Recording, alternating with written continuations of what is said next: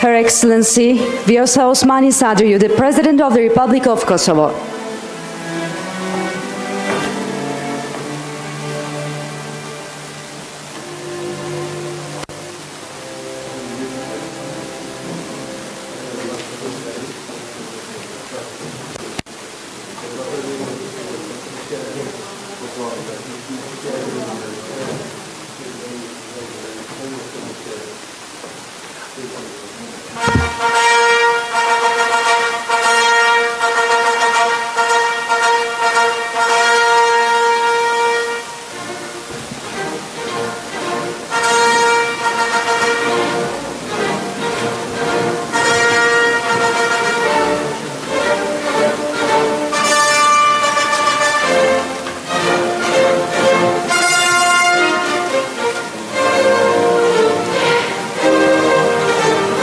Kosova Cumhuriyeti Cumhurbaşkanı Ekselansları Sayın Vjosa OSMANI-SADRIU ve kıymetli konuklar. Her Excellencies Vjosa OSMANI-SADRIU, the President of the Republic of Kosovo, and distinguished guests. You are all welcome to Honorary Doctorate Degree Conferment Ceremony of Ankara University. Ankara Üniversitesi tarafından düzenlenen Fahri Doktora Tevdi Töreni'ne hepiniz hoş geldiniz. Bugünkü törenimiz aynı zamanda iki dost ülke Kosova ve Türkiye arasındaki tarihi ve kültürel bağları temsil ediyor. This special ceremony also represents the historical and cultural relations between the two friendly countries, Kosovo and Turkey. Değerli konuklarımız, törenimiz her iki ülkenin milli marşıyla başlayacak ve açış konuşmasıyla devam edecek. Our ceremony will start with the national anthems and continue with the opening remarks. Kosova Milli Marşı ardından İstiklal Marşımız.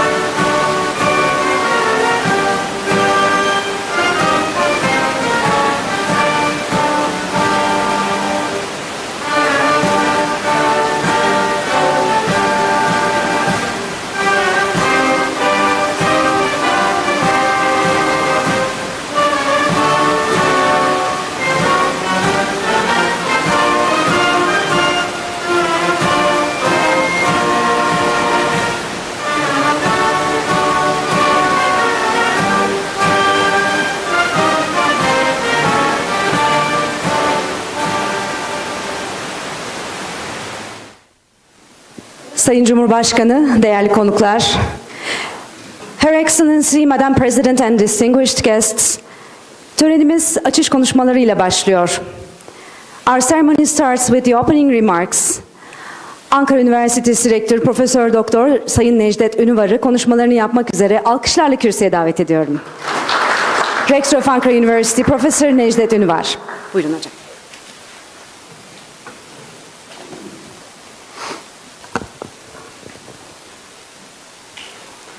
Kosova Cumhuriyeti Cumhurbaşkanı Sayın Vjosa OSMANI-SADRIU, değerli eşleri Sayın Yarbay Brindon Sadriu, Türkiye Kosova Parlamento Arası Dostluk Grubu'nun çok değerli başkanı, başkan yardımcısı Kosova'dan teşrif eden değerli milletvekili, sayın büyükelçiler, Dışişleri Bakanlığı'nın kıymetli temsilcileri, Ankara Üniversitesi mensupları ve kıymetli konuklar, Kosova Cumhurbaşkanı Sayın Vjosa OSMANI-SADRIU'ya Ankara Üniversitesi Fahri Doktora Tevdi Töreni vesilesiyle sizlerle bir araya gelmiş olmaktan duyduğum mutluluğu ifade eder. Tüm katılımcılarımızı sevgi, saygı ve muhabbetle selamlarım. Her Excellency the President Vjosa OSMANI-SADRIU, Honorable First Gentleman Lieutenant Colonel Prindan Sadriu, Chair of Turkey-Kosovo Parliamentary Friendship Group, Honorable Deputy from Kosovo, dear Ambassadors, distinguished members of the Ministry of Foreign Affairs of Turkey, members of Ankara University and distinguished guests. I'd like to express my pleasure to be here with you at the honorary doctorate degree conferment ceremony of Ankara University, the President of Kosovo, Vjosa OSMANI-SADRIU, and I would like to greet all the participants with my sympathies and respect. Temeli çok güçlü, tarihi, kültürel ve insani bağlara sahip olduğumuz Kosova, Türkiye Cumhuriyeti ve Türk halkı için büyük öneme sahip bir ülkedir. Osmanlı dönemine uzanan ve 600 yıldan fazla zamandır birlikte yaşama ülküsünü paylaştığımız bir ülkedir Kosova. Kosovo is a country of great importance for the Republic of Turkey and the Turkish people with respect to our strong historical and cultural ties. Kosovo is a country dating back to the Ottoman period and we have shared the ideal of living together for more than 600 years. Osmanlı Devleti döneminden Kosova'da kalan eserler de bugün köklü medeniyet birlikteliğimizin birer nişanesi olarak varlığını sürdürmektedir. Artifacts remaining in Kosovo from the Ottoman Empire period continue to exist today as a sign of our deep-rooted civilizational unity. Uzun yıllar verdiği mücadelesi sonrası 17 Şubat 2008 tarihinde bağımsızlığına kavuşan Kosova Cumhuriyeti'ni bir gün sonra 18 Şubat 2008 tarihinde tanıyan ülkemiz ile karşılıklı ilişkiler her geçen gün çok daha güçlü boyutlara ulaşmaktadır. The Republic of Kosovo gained its independence on February 17, 2008 after many years of struggle, and Turkey acknowledged the Republic the following day on February 18, 2008. Our mutual relations reached stronger dimensions with each passing day. Prizren başta olmak üzere Kosova'nın farklı şehirlerinde yaşayan 20 bin kadar Türk vatandaşı da ülkemiz ile Kosova arasındaki sarsılmaz bağların temsilcileridir. Türkiye olarak biz daima kardeş Kosova'nın ekonomik gücünün artması ve çevresinde sözü geçen güçlü bir ülke olma çalışmalarına destek vermeye devam ediyoruz. Yüzlerce Türk firmanın da Kosova'da faaliyet veriyor olması Kosova'ya olan güvenin bir simgesidir. About 20,000 Turkish citizens living in different cities of Kosovo, especially in Prizren, are the representatives of the unshakable ties between our country and Kosovo.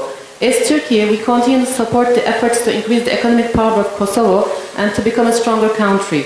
The fact that hundreds of Turkish companies operate in Kosovo is a symbol of our trust as well.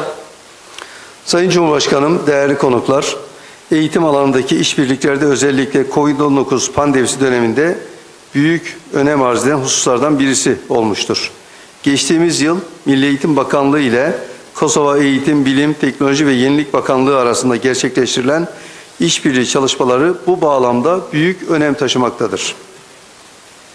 Her Excellency and distinguished guests, cooperation in the field of education has also been one of the issues of great importance, especially during the COVID-19 pandemic. The cooperation between our Ministry of National Education and the Kosovo Ministry of Education, Science, Technology and Innovation last year is of great importance in this context. YÖK ile Kosova'daki kurumlar arasında daha önce imzalanan ikili işbirliği anlaşmaları geliştirilerek yüksek öğretim alanında da bu birlikteliğin artarak devam etmesi ve ülkelerimiz arasındaki ortak çalışma alanlarının daha da artırılması en büyük temennimizdir. It's our hope that the bilateral cooperation agreement signed between Council of Higher Education and the institutions in Kosovo will be developed, and this cooperation will increasingly continue in the field of higher education, and that the joint working areas between our countries will be further increased.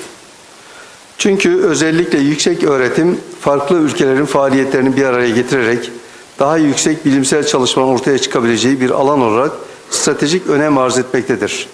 öğrenci değişiminden ortak çalışmalara kadar pek çok farklı alanda artarak devam edecek çalışmalarımız, işbirliklerimizi de güçlendirerek kültürlerimizi daha fazla etkileşim halinde tutacaktır. Because higher education in particular is of strategic importance as an area where higher scientific studies can emerge by bringing together the activities of different countries. Our work, which will continue to increase in many different areas from student exchange to joint studies, will strengthen our cooperation and sustain the interaction between our cultures. Ankara Üniversitesi olarak da öğretim faaliyetleri ve bilimsel çalışmaları dünyada önde gelen alanlarda güçlü bir yere sahip olan fakülte, enstitü ve merkezlerimizle bu işbirliklerine her zaman hazır olduğumuzu Sayın Kosova Cumhurbaşkanı'nın yüksek katılımları ile onurlandırdıkları bu programda bir kez daha ifade etmek isterim. Bir de şunu söylemek isterim Sayın Cumhurbaşkanım, içeride de arz ettim. İki üniversite ile Ankara Üniversitesi arasında yakın bir eğitim işbirliği anlaşması var. Priştina Üniversitesi ve Ünivers College ile. İnşallah bunları da Ankara Üniversitesi olarak daha da ileriye götürmek adına sizin de tensiplerinizle ciddi adımlar atacağımızı ifade etmek isterim.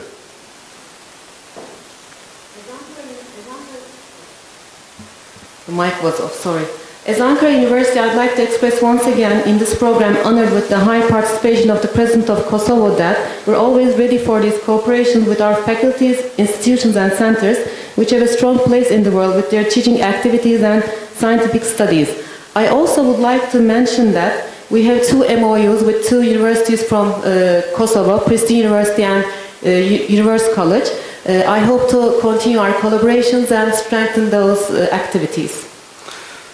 Ankara Üniversitesi olarak Kosova Cumhurbaşkanı Sayın Vjosa OSMANI-SADRIU'yu Ankara Üniversitesi'nde ağırlamaktan ve kardeş Kosova'nın genç ve vizyoner Cumhurbaşkanı'na Fahri Doktora Tevdi etmekten onur ve mutluluk duyduğumuzu bir kez daha ifade etmek istiyorum. Tekrardan Türkiye'ye, Ankara Üniversitesi'ne hoş geldiniz diyor. Tüm katılımcılarımızı sevgi, saygı ve muhabbetle selamlıyorum. As Ankara University, I'd like to express once again that we are honored and delighted to host the President of Kosovo, Vjosa OSMANI-SADRIU'ya, and to actualize an honorary doctorate degree conferment ceremony. Welcome to Ankara and welcome to Ankara University. I also would like to greet all the distinguished participants with my sympathies and respect. Çok teşekkür ediyorum. Hoş geldiniz. Thank you very much. Thank you Mr. Rector. Rektörümüze açış konuşmaları için çok teşekkür ediyoruz. Sayın Cumhurbaşkanı, kıymetli konuklar, Her Excellency Madam President and distinguished guests. Ankara Üniversitesi Senato kararıyla Kosova Cumhuriyeti Cumhurbaşkanı Sayın Vjosa OSMANI-SADRIU'ya Fahri Doktor Unvanı verilmesi kararlaştırılmıştır. With the decision of the Senate of Ankara University, it has been decided to honor the President of the Republic of Kosovo, Her Excellencies Vjosa OSMANI-SADRIU with the honorary doctorate degree. Öncelikle Fahri Doktor Unvanı'na layık görülen değerli konuğumuzun özgeçmişlerini takdim etmek istiyorum. Ardından Hukuk Fakültemiz Dekanı, değerli hocamız Muharrem Özen, Senato kararını okuyacak. First of all, I'd like to read the resume of Madam President in Turkish, and then the Senate decision will be read by our Dean of Faculty of Law, Professor Muharrem Özen. Vjosa OSMANI-SADRIU 1982'de Kosova Cumhuriyeti'nin Mitrovica kentinde doğdu. İlkokulu ve liseyi Mitrovica'da bitirdi. Priştina Üniversitesi Hukuk Fakültesinden mezun olurken yüksek lisans ve doktora çalışmalarını Amerika Birleşik Devletleri'nin Pensilvanya eyaletindeki Pittsburgh Üniversitesi'nde tamamladı. 5 dönem Kosova Cumhuriyeti Meclisi üyeliğine seçildi. Son seçimlerde Cumhurbaşkanı adayı oldu. Daha önceki dönemlerde Parlamento Dış İlişkiler Komisyonu'na, Avrupa Entegrasyon Komitesi'ne başkanlık etti ve Anayasa Reformu Komitesi'nin başkan yardımcısıydı. 3 Şubat 2020'de Vjosa OSMANI, Kosova Cumhuriyeti Meclisi'nin ilk kadın başkanı seçildi. 5 Kasım 2020'de 22 Mart 2021'e kadar sürdüreceği Kosova Cumhuriyeti Cumhurbaşkanı vekili oldu. 2006-2010 döneminde Genelkurmay Başkanı ve Hukuk İşleri ve Uluslararası İlişkiler Kıdemli Danışmanı olarak görev yaptı. Kosova Cumhuriyeti Anayasası'nın taslağının hazırlanmasından sorumlu komisyonda başkanı temsil etti. Kosova'nın bağımsızlığının ilanı ile ilgili olarak Uluslararası Adalet Divanı'nda görülen davada Kosova Cumhuriyeti Temsilci Heyeti'nin bir üyesiydi. Priştina Üniversitesi Hukuk Fakültesi'nde ve Amerika Birleşik Devletleri'nde Pittsburgh Üniversitesi'nde misafir öğretim üyesi olarak dersler verdi. Aynı zamanda Kosova'da, Avrupa'da ve Amerika Birleşik Devletleri'ndeki diğer üniversitelerde de tematik derslere hocalık yaptı. Pittsburgh Üniversitesi tarafından Shed Uluslararası Ödülü ile onurlandırılmıştır. Dünya Bankası ve Uluslararası Para Fonu Parlamenter Ağı Yönetim Kurulu üyesi ve Dünya Bankası ve IMF'nin Genç Milletvekilleri Yönlendirme Komitesi üyesidir. İngilizce, Türkçe, Sırpça, Hırvatça ve İspanyolca biliyor. Prindan Sadriu ile evli olan ikiz kızların annesi. Sadriu Priştine'de yaşıyor. 4 Nisan 2021'de Kosova Cumhuriyeti Cumhurbaşkanı olarak göreve başladı. Kıymetli konuklarımız, törenimize şimdi de Senato kararını okuyarak devam edeceğiz. Now it's time to read the decision of the Senate of Ankara University. I'd like to kindly invite the Dean of Ankara University's Faculty of Law, Professor Muharrem Özen. Dekanımız Profesör Doktor Sayın Muharrem Özen'i alkışlarla davet ediyoruz Senato kararını okuması için. Buyurun hocam.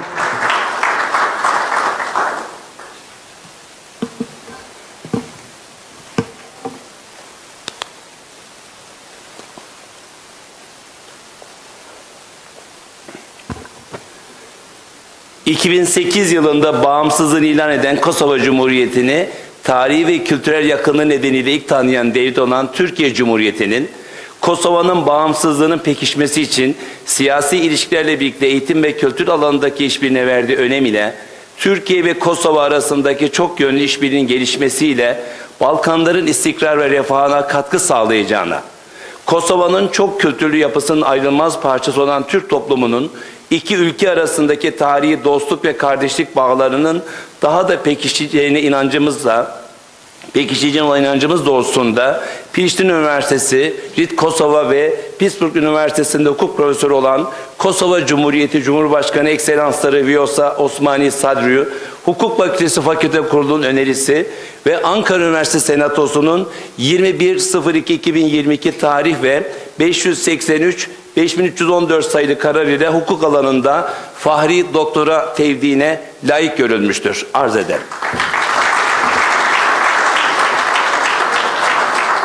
Teşekkür ediyoruz Sayın Dekanımıza. Ve şimdi sıra geldi Fahri Doktora unvanını almaya hak kazanan Sayın Cumhurbaşkanı'na binişini, nişanını, Fahri Doktora belgesini ve hediyesini takdim etmeye. Öncelikle Sayın Doktorumuz Profesör Doktor Sayın Necdet ÜNÜVAR'ı davet ediyoruz. Now it's time to present the honorary doctoral certificate to our honorable guest. And I would like to take this opportunity to invite Her Excellency Madam President Vjosa OSMANI-SADRIU, President of the Republic of Kosovo.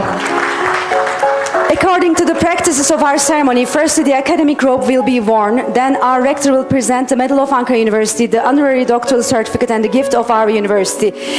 Törenimizin teamülleri gereği rektörümüz öncelikle Sayın Cumhurbaşkanı'na binişini giydiriyor.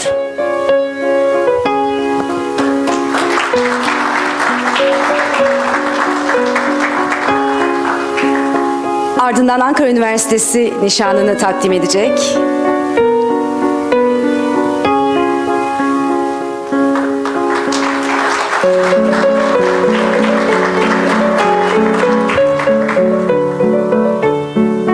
Ve sertifikasını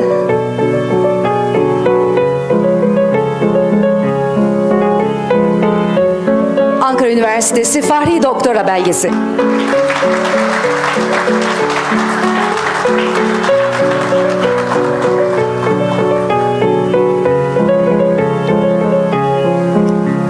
Ve Sayın Rektörümüz bugünün anısına Ankara Üniversitesi hediyesini Sayın Cumhurbaşkanı'na takdim ediyor.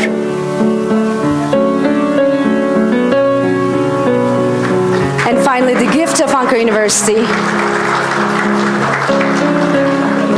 The symbol of Ankara University is Sandisk.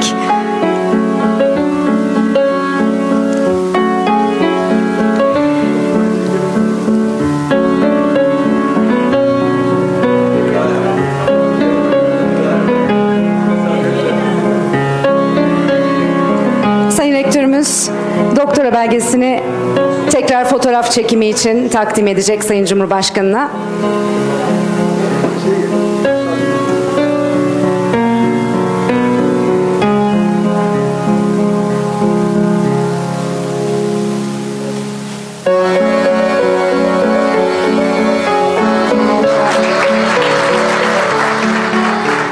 Tebrik ediyoruz.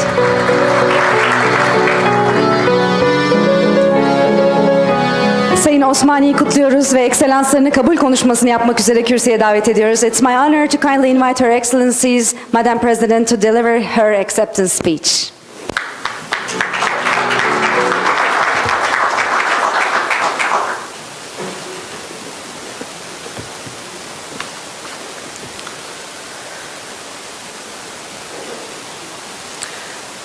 Çok değerli rektör, Honorable Rector of the University of Ankara, Professor Dr. Necdet, ÜNÜVAR, Dear Dean of the Faculty of Law of the University of Ankara, Professor Dr. Muharrem Özen, Dear Mr. Zafer Işık, Chairman of the Parliamentary Friendship Group between Kosovo and Turkey in the Turkish Parliament, Members of Parliament, Mr. Kervan, who also chairs the Parliamentary Friendship Group between Kosovo and Turkey in our Parliament, dear ambassadors, professors, ladies and gentlemen, Senate members, academic staff, and other personnel of the University of Ankara. I am truly honored to be here with you today. Herkese saygıyla selamlıyorum. Allow me to start by thanking Professor Unvanı for his very kind words. Receiving this recognition indeed marks a special milestone in my personal journey, but as I am here today accompanied by my colleagues, representatives of the Republic of Kosovo, by my family, the First Gentleman, and other friends and colleagues, I want to accept this degree and this honor on behalf of the people of the Republic of Kosovo and on behalf of my country. As I accept this award, I am reminded of the very essence of the unique bond between our people. As such, I will forever hold this award as a significant symbol of the friendly and honest relations between our two countries. Receiving the title honoris causa from the highly esteemed University of Ankara, one of the most renowned universities in Turkey and beyond, is certainly an honor but also a great responsibility. I want to pledge before all of you today that I will carry this title with great pride and commit to working hard to promote the values that stand at your very foundations. Çok teşekkür ederim yeniden. I have to admit that I always feel a special connection to university audiences, to students and academia representatives alike. I believe this passion derives from my academic background, given that for many years I have had the honor of teaching both in Kosovo as well as abroad. But it's mostly so because I am truly convinced that education has historically proven to be the real engine of change and societal transformations for the better. Universities are the most progressive institutional inventions of humankind. They are an indispensable force for human progress. The University of Ankara has played a pivotal role of integrating the core values of the Turkish Republic with the rich historical traditions of the Turkish nation. Many well-known personalities that have left deep marks in your nation's modern history have been educated precisely here, and many extraordinary and inspiring professors have given lectures in front of the audiences seated at this very hall or other areas of this building. It bursts my heart with pride that a significant number of Kosovar students have also had the opportunity to study at the University of Ankara, and many more are continuing their studies here as I speak. Not only have they learned from the best in this country, but they have also made sure to give back to the community here and to their country, the Republic of Kosovo, by making meaningful contributions across many areas and sectors. We have diplomats, including our chargé d'affaires at our embassy in Ankara, doctors, businessmen and businesswomen, academics, and others who have finished their studies at your university. They all represent a great and thriving part of our society And this is indeed a profound and highly very valuable support for our country, for which I want to particularly thank the University of Ankara, rightly referred to as the Republic's Son of Sciences.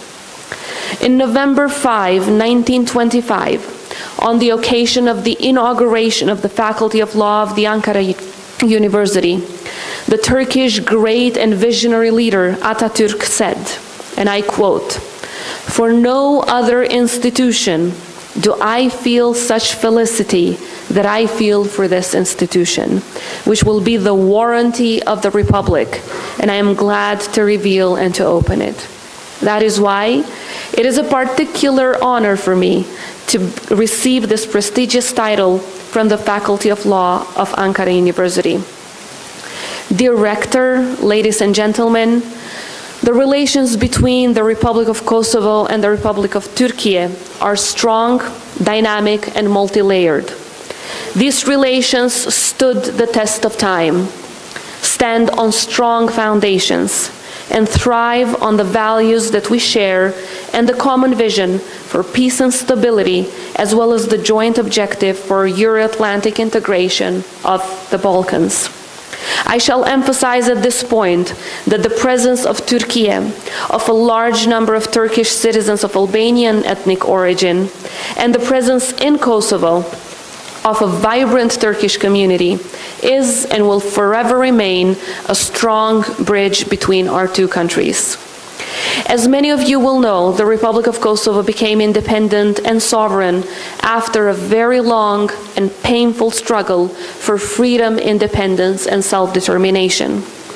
During the war of 1998-1999, we were exposed to the most brutal campaign of ethnic cleansing that Serbia under Milosevic conducted against the people of Kosovo, amounting to genocide, war crimes, and crimes against humanity. Thanks to the NATO intervention in 1999, where Turkey played a particular role, our lives were saved, and our people were saved from a planned extermination. Turkey played a crucial role in supporting Kosovo's liberation in 1999, and it was among the very first countries to recognize our independence in 2008. Therefore, we will always share the gratitude towards Turkey for its indispensable support for our nation. Since the declaration of independence, Kosovo has reached tremendous progress despite many hurdles and challenges. Today, our country is a vibrant democracy which cherishes its multi-ethnic values, contributes to good neighborly relations, and strives for Euro-Atlantic integration of our country and our region. We pay a particular importance to our relations with the Republic of Turkey, as Turkey was and continues to be a key, but most importantly, a strategic partner for the Republic of Kosovo. Beyond the political and economic cooperation, I hope and believe and will actively contribute towards ensuring that the cooperation in the area of education will continue to flourish between our two countries. And I will personally engage to make sure that this happens. But dear friends, despite the immense progress we have made as a country, and indeed as a continent, today we are all reminded as members of the academia that there are similar threats to peace and security happening elsewhere in Europe as we speak, the same way that they were happening in Kosovo back in 1999. As people around the world were raising their voice for us in 1999, as people from Turkey were raising their voice for us in 1999, let me use my voice today, together with all of you, to speak on behalf of those who need our help today. And while I am delighted to look back at Kosovo's progress with pride and remain overwhelmingly optimistic for our future as a sovereign and independent nation, I am filled with sorrow when I look at what is taking place in our beautiful continent. So I want to dedicate, at least in part, some of this acceptance speech to a people I do not represent, but a people that I respect profoundly and feel for at this particular grave moment in their history. I want to join voices from around Turkey to talk about what the people of Ukraine are going through and the dark times that our continent is going through today. The flagrant assault on the sovereignty and territorial integrity of Ukraine by Russia has rightly shocked the world. It has shocked us because it shows that the battle between democracy and hegemony that is playing out in Ukraine is in fact about so much more than just one country and one aggressive neighbor. Over the last few days, faced with pure and unwarranted aggression, the people and leadership of Ukraine have shown the kind of resilience and bravery rarely witnessed. They have shown the kind of resilience that we, the people of Kosovo, also had to learn and had to show through our darkest days. However, what these darkest moments also teach us is the need to stand together and the value of humanity and of democratic freedoms. When our way of life is being threatened in such a deliberate manner, we must work together for a brighter future. At these difficult times for humanity, let us all pledge to be the voice of the innocent people in Ukraine and all around the world who are suffering today from hegemonies, who are being attacked by aggressors that know no limit to their hegemonies. Let's unite our voices so that we collectively can be heard when we say that freedom and democracy shall once again prevail. They have prevailed in Kosovo back in 1999, and they shall prevail now in 2022. And while we jointly fight Russian propaganda, let us not forget that it is education that without any doubt is the core pillar to that brighter, more prosperous, and peaceful future. Education is what will help us to fight the thriving, dangerous narratives. Education will help us to better ourselves as individuals. Education will help us to build a more open society. Ultimately, education will help us to build a better society, because it is education which helps us rise above divisions and frontiers and serves as an ameliorating and uniting agent. And on that note, I want to say by thanking you once again from the bottom of my heart for this great honor that you have bestowed on me and on my country and the people that I represent, the people of the Republic of Kosovo. I accept therefore this award and take it as an honor towards the Republic of Kosovo, as well as the people of Kosovo who have such an enormous respect for the people of Turkey and for your country. Çok teşekkür ederim. Thank you, Madam President. Please stay on stage for the photograph. Bugünü ölümsüzleştirmek için bir fotoğraf çekimimiz olacak. Sayın Rektörümüzü ve protokolümüzü davet ediyoruz. We nearly come to the end of our ceremony now. We are going to have a photograph to commemorate this special day. Değerli misafirlerimiz, fotoğraf çekiminin ardından ikramımıza geçeceğiz.